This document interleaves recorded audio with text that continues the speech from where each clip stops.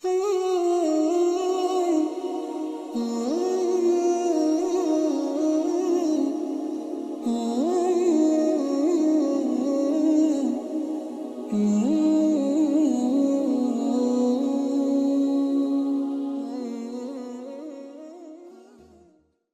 वालेकुम नाज़रीन, मैं हूं मलिक वक़ास अहमद और आप देख रहे हैं डबल एम न्यूज़। नाज़रीन इकराम, मुहर्रमुल हराम का महीना है और मैं इस वक्त मौजूद हूं लाहौर के इलाके ग्रीन टाउन के अंदर। और यहाँ मेरे पीछे आप देख रहे हैं कि ये एक इमाम बारगाह है जिसे इस इलाके की मरकज़ी इमाम बारगाह जानी जाती है, जिसका नाम इमाम बारगाह ज़ैनब सलामुल्लाह अलैह है।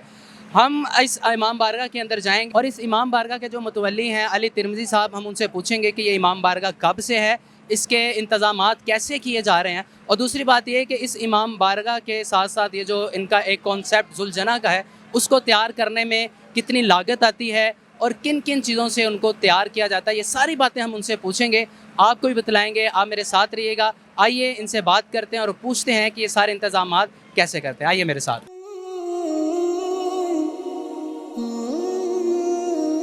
अस्सलाम वालेकुम। जी वालेकुम सलाम। कैसे हैं अली भाई? ठीक है अल्हम्दुलिल्लाह, आप बताएं खैरियत से? अल्हम्दुलिल्लाह। अच्छा अली भाई, मुझे ये बताएं कि ये जो इमाम बारगाह जिसके बाहर हम खड़े हैं, ये कितने अरसे से इमाम बारगाह यहाँ मौजूद है? ये इमाम बारगाह 1975 में मेरे वालिद मरहूम सैयद मोहम्मद रज़ी तिरमिज़ी ने उसकी बुनियाद रखी थी और मेरी वालदा मरहूमा सैयदा कनीस फातिमा। बेसिकली हम सारे के सारे इंडियन माइग्रेटेड हैं। हमारी आधी सादात झंग शहर में बैठी हुई थी। मेरे वालिद क्योंकि 1950 से लाहौर में थे, तो 1974-75 में वो यहाँ पर क़याम पजीर हुए और 1975 से ही यहाँ ज़ादारी हो रही है। और ये वही सिलसिला है जो हमारा इंडिया साठोरा गाँव सादात 12 से चलता आ रहा है। अच्छा, दूसरा ये कि आपके पास ये जो मुतवल्ली हैं आप इस इमाम बारगाह के, आप कब से हैं? मैं वैसे तो हम बचपन से ही अपने वालिद के साथ थे, तरबियत भी सारी की सारी उन्हीं की थी। लेकिन जब हमारे वालिद का इंतकाल हुआ 2011 में, तो 2011 के बाद मैंने, मेरे भाइयों ने, मेरी बहनों ने वालदा की सरपरस्ती में इस निज़ाम को बाकायदा तौर पर अपने हाथ में लिया। 2011 से पहले तक मेरे वालिद साहब और मेरी वालदा इस निज़ाम को चलाते रहे हैं। अच्छा, कभी आपको हर्डल पेश नहीं आई, मुश्किल पेश नहीं आई कि सारा इंतज़ाम करना है, फिर खाने का भी इंतज़ाम, और या फिर कभी किसी ने आपको कहा हो कि यार ये आप किस काम पे लगे हैं, बाहर दुनियादारी में आ जाएं? हर्डल्स तो आती है क्योंकि मिशन इमाम हुसैन अलैहिस्सलाम, मकसद इमाम हुसैन अलैहिस्सलाम एक बहुत मुश्किल मकसद है और यही मकसद था जो करबला के अंदर 72 शहदा को वहाँ तक ले के जा चुका था। हर्डल्स हमारे वालिद साहब को भी आती नहीं, सफ़ेद पोश इंसान थे, ज़ाहिर है हम तक भी आई, सारे के सारे मुलाजमत पेशा हैं। लेकिन यहाँ पर कंट्रीब्यूशन का निज़ाम नहीं है क्योंकि ये इमाम बारगाह ज़ाती हैसियत में है और ना इसमें कोई डोनेशन आता है, ना कोई फ़ंड आता है, ना हम लेते हैं। बहरहाल शुक्र अल्हम्दुलिल्लाह हम सारे के सारे बहन भाई हैं और बहन भाई सारे के सारे मिलकर उस निज़ाम को आगे चलाते रहते हैं। मुहर्रमुल हराम के अंदर ना बड़ी एक सिचुएशन थोड़ी सी मज़ीद मुश्किल हो जाती है, लोगों को बिठाना, ये सारा इंतज़ाम करना, तो किस तरह मैनेज करते हैं? क्योंकि आपकी कोई कमेटी वगैरह या खुद से करते हैं सब कुछ? देखिए मेरे वालिद साहब मरहूम पहले यहाँ पर अमन कमेटी के अंदर थे। उनकी वफ़ात के बाद हम दोनों भाई अभी इस इलाके के अंदर जो अमन कमेटी में सिर्फ हम 2 अफराद मौजूद हैं। हर्डल्स आती हैं, मुश्किलात हैं, लेकिन अल्हम्दुलिल्लाह भाइयों के साथ साथ एक अंजुमन का निज़ाम है यहाँ पर, तो 50-60 लड़के हैं, कुछ वॉलंटियर्स के तौर पर ख़वातीन हैं, तो मिलकर आपस में कोऑर्डिनेशन के साथ हम इस सारे सिलसिले को आगे लेकर चलते रहते हैं। अच्छा, ये ज़ुलझना का जो कॉन्सेप्ट है, ये क्या कॉन्सेप्ट है? और दूसरा ये कि इसकी तैयारी के हवाले से कौन कौन से लवाज़मात आपको लाने पड़ते हैं या आपने पहले से रखे हैं? ज़ुलझना बुनियादी तौर पर जनाब अब्दुल मुत्तलिब और अबू तालिब अलैहिस्सलाम से कुछ घोड़े अहले बैत में तकसीम किए गए थे। वो घोड़ा जो इमाम हुसैन अलैहिस्सलाम के इस्तेमाल में था, उसको ज़ुलझना का नाम उसका था, ज़ुलझना के नाम से वो मंसूब था। और करबला के मैदान में, करबला के वाक़े में इस घोड़े का अपना एक बहुत बड़ा किरदार था और वही निस्बत आगे से चलती आ रही है। इंडिया में हमारी जो आज़ादारी थी 6 मुहर्रम की, वो इसी तरह से थी कि जहाँ जहाँ पर हमारी तिरमिज़ी सादात इंडिया में होती थी, वो 5 मुहर्रम को साठौरा गाँव के अंदर पहुँचती थी और पूरी रात ही ज़ुलझना तैयार होता था और 6 मुहर्रम को बरामद होता था। पार्टीशन के बाद यही सिलसिला आ गया हमारा झंग शहर में कि जब क़याम पाकिस्तान के बाद हमारा ख़ानदान यहाँ मुंतकिल हुआ था, तो वैसे सारे के सारे रोज़गार के हवाले से इधर उधर होते थे, लेकिन 5 मुहर्रम की रात को झंग मौजूद होते थे। वही सिलसिला अब यहाँ पर मौजूद है और उसकी तैयारी के हवाले से उसका क्योंकि ज़ेवर बहुत ज़्यादा होता है, पूरा साल उसकी तैयारी में लगता है।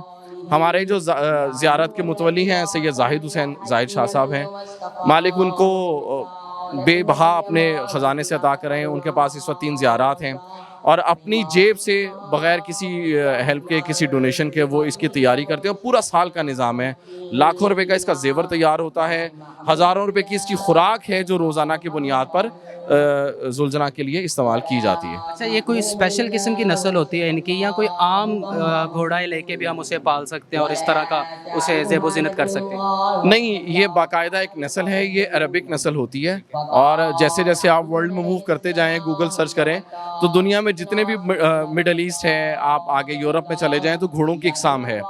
इसमें सबसे छोटा घोड़ा होता है, उसको नुकरे का नाम दिया जाता है, बहुत छोटा साइज़ होता है। ये इसकी मखसूस किस्म है और ये पूरे पाकिस्तान में सवाए एक दो शहरों के कहीं नहीं मिलती। ज़्यादातर ये सारे के सारे जो ज़ियारात से मंसूब जानवर हैं पूरी दुनिया से इंपोर्ट किए जाते हैं। अच्छा अली भाई, आपने पहले सवाल के अंदर जो गुफ्तगू की, आपने उसके अंदर एक लफ्ज़ इस्तेमाल किया है तिरमिज़ी सादात। तो सादात को भी कैटेगराइज़ किया गया है तिरमिज़ी सादात, या कोई एक मखसूस आपने कोई लफ्ज़? देखें, वाक़या करबला के बाद इमाम सैयदुल साजिदीन अलैहिस्सलाम की जो नस्ल बची वो सारी की सारी बेसिकली ज़ैदी सादात है। ज़ैदी से ही तिरमिज़ी, काज़मी, नकवी सादात सारी चली, क्योंकि हमारे अजदाद ईरान के शहर तिरमिज़ में मौजूद थे। हमारे कुतब, हमारे जो अजदाद थे, तो वहाँ से वो माइग्रेट करके जब यहाँ पाकिस्तान में पहुँचे थे तो वो सारे के सारे तिरमिज़ी सादात कहलाती। बेसिकली पाकिस्तान के अंदर ये ज़ैदी और इंडिया के अंदर ये आबदी सादात है, तिरमिज़ी सादात।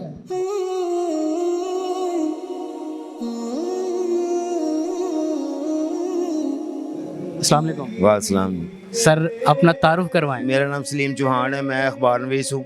मेरे बड़े भाई असर चौहान साहब है, नोए वक्त में कॉलम लिखते हैं। कभी आपने उनका कॉलम पढ़ा है? मैं कॉलम पढ़ता हूँ और मैं उनके साथ, मैं बाज़ दफ़ा ऐसे होता था वो मुझसे पूछते थे कि आज किस मौजू पे लिखा जाए, तो मैं भी हवाला देता था कि आज इस मौजू पे लिखें। तो उनका कॉलम इस्लाह के लिए था। अच्छा, आप इस इमाम बारगाह के साथ कब से अटैच? मेरा तकरीबन 33-34 साल से इनके वालिद साहब से दोस्ती थी।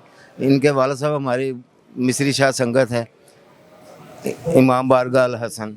हमारे जो सालार थे जनाब तसद्दुक़ खान साहब, वो माल की नगरी में पहुँचे हैं, तो मौला कायनात उनको अपने हिफ्ज़-ओ-मान में रखे, तो उनसे बहुत कुछ सीखा है। तो वहाँ पे रज़ी साहब आया करते थे, तो ये भी हमारी संगत है। इनका भी काफ़ी सैयद से रब्ता, और तो बहुत इंसान दोस्त शख्सियत थे इस इमाम बारगाह के जो बानी थे। तो मौला कायनात उनको भी अपने कदमों में जगह दें। जैसी कौन सी बात आपको उनकी याद आती है कि वो याद आपको रुला दे?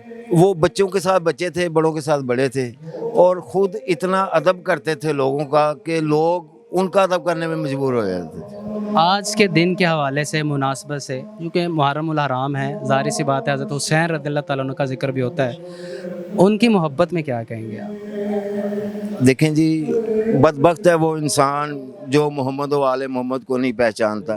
तो हुसैनियत ऐसा लफ्ज़ है कि इसके बगैर कायनात नामुकम्मल है। वो आपकी बात से मुझे वो हदीस याद आ गई कि रसूलुल्लाह ने फरमाया था दोनों को पकड़ के, हाँ जी, हज़रत हसन और हज़रत हुसैन को चूम के कहा कि या अल्लाह, मैं भी इनसे मोहब्बत करता हूँ, तू भी इनसे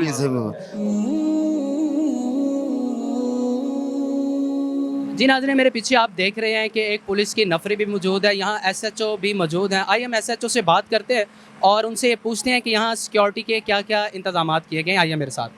अस्सलाम वालेकुम। जी वालेकुम सलाम। अच्छा सर, मुझे बताइएगा कि इस इमाम बारगाह के ऊपर आपने कितनी जो है अपनी नफरी तैनात की है?